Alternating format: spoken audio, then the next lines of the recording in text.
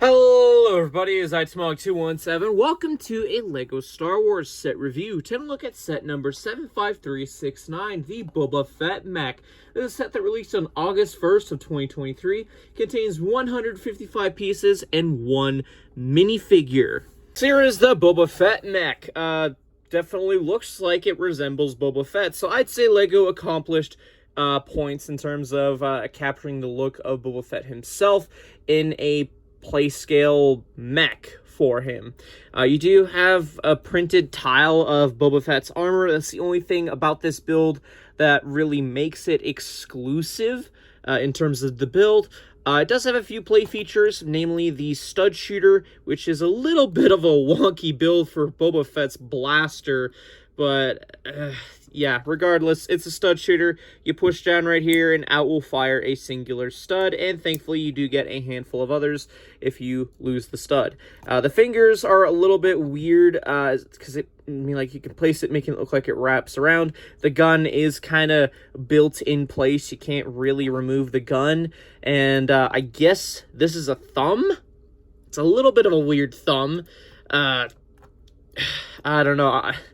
Trying to be positive about this, regardless of the fact that it's got Evo joints, so obviously we're not going to have a whole lot of posability here, as is common with Evo joints, but anywho, you got some things on either side to represent the flamethrower or the grapple gun, either or, nothing really to tell the difference between the two on the arm there, so, but there is some differences. You have a 1x1 tile there for some printing detail, which kind of would have been a nice print if they actually went through that trouble, but it's fine. And then just different build thing there. Now, one of my favorite things about this mech actually is the jetpack.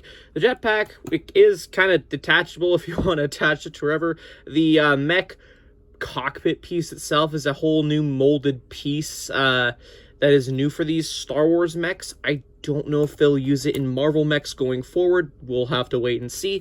But anywho, the jetpack I quite like. It definitely looks like a mech-sized jetpack. And of course, you have that flick fire missile play feature where you could bend the mech a little bit and then fire the missile out. That I like. It's a cool play feature that is implemented fairly well. I like the detail on the feet. It actually looks pretty accurate to what we see Boba Fett's feet looking like. Again, posability issues with Evo joints. I won't go too much into that. You guys know where I stand on that. Anywho, you do have two clips on either side, and I'm kind of questioning why there's two, because it makes sense why there's one. You get the included Boba Fett minifigure with a blaster, and you could just clip the blaster on right there. Looks a little goofy, but just don't think about it too much, and just have fun with your mech. Speaking of, you can open up the cockpit, and you can see there's enough space to fit Boba Fett himself. There is some exposed studs that probably could have been tiled off, but it is what it is. But I will admit there is a nice amount of space put in there for you to fit Boba Fett with his jetpack on. I will give props to the designers for actually putting that amount of thought process into the cockpit for that, because wouldn't work otherwise with any other mech. So this mech is specially designed for Boba Fett, and that's how he looks in there. It looks a little goofy that he's sticking out there a little bit.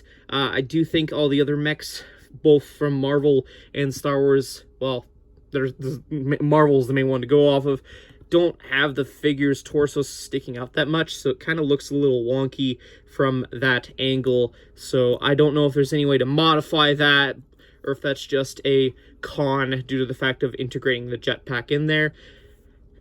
I don't know. That's just an observation I'm making. But yeah, not a whole lot else to say about this mech without going into how much I dislike Evo joints. Let's move on to the pro about this set, which is the minifigure. Taking a look at the currently exclusive just to this set minifigure is Boba Fett. I actually kind of like this minifigure. It's got some nice arm printing, which don't see a lot in a lot of Star Wars figures nowadays. And for the $20 Canadian price point, that's definitely a treat to get arm printing and just a lot of detailing on this minifigure. I currently think absolutely everything about this minifigure is exclusive from other iterations of Boba Fett. I say that knowing dang well the only other version of Boba Fett I have that's close to this is from the UCS, or sorry, not UCS, the 20th anniversary Boba Fett Slave 1 ship, so you can kind of tell the differences there if you want a little bit. But yeah, pretty cool stuff. And removing the helmet that is included, you can see a facial print, and that's pretty cool facial print. You even got some printing on the back there.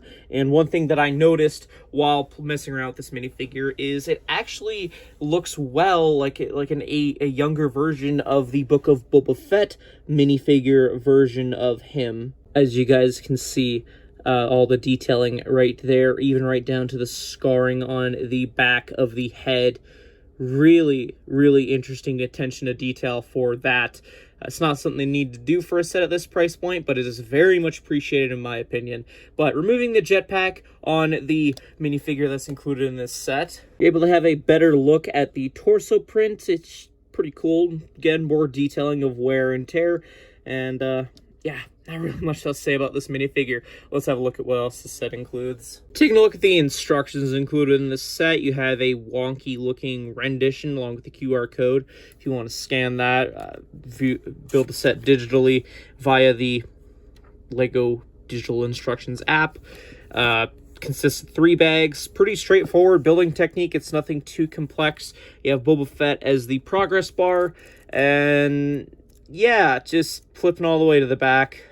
It shows how to put Boba Fett in the mech, the completed mech, some advertisements for the summer wave, or I guess fall wave of Star Wars sets, parts listing, and then a win at the back.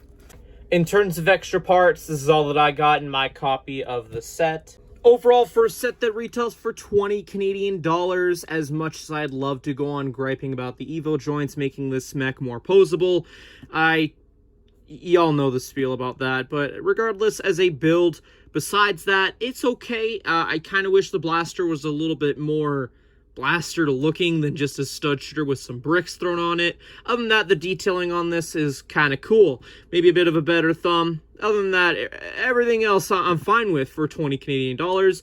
That being said, if you're buying this for the minifigure, absolutely it's worth it, because I think as of the time of this recording, this minifigure is going for more than 20 Canadian dollars. So yeah, probably better to pick up the set and throw the rest in the parts bin maybe if you want. Might be a little hard to integrate that tile in with your mocks, but regardless, this figure is amazing, especially for 20 Canadian dollars for a Star Wars set. I definitely can recommend it just for the minifigure alone. But if you're buying this for your kid or something like that, it'll be a fun little mech to have them play around with, I guess. So just wish it was more posable. Anyway, enough about that. Anyway, those are more or less my thoughts. Let me know yours in the comment section down below. If you enjoyed this review, hit that like button, subscribe if you're new to the channel, all that fun stuff. Anyway, thank you everyone so much for watching. I'll see y'all in a future video. Till then, see you later. Bye-bye.